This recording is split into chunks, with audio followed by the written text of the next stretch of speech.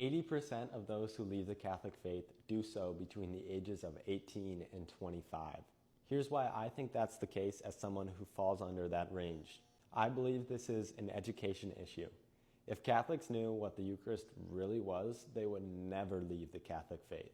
The Eucharist is the body, blood, soul, and divinity of Jesus Christ. Just focus on that last part, divinity. There's a quote from an early church father that God became man so that man might become God. God stretches forth his divinity so that we can become more like him through receiving the Eucharist. We are then called to light up all the nations with our faith. When people are catechized about the Eucharist and the Catholic faith, I think there will be a less likely chance that they actually leave the Catholic faith.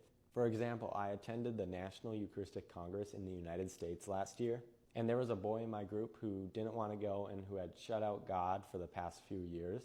He went and encountered Jesus in adoration, and his life completely changed. He transferred schools, joined a new friend group, and changed his entire way of life, all for a tiny white host. But that tiny white host gave him life.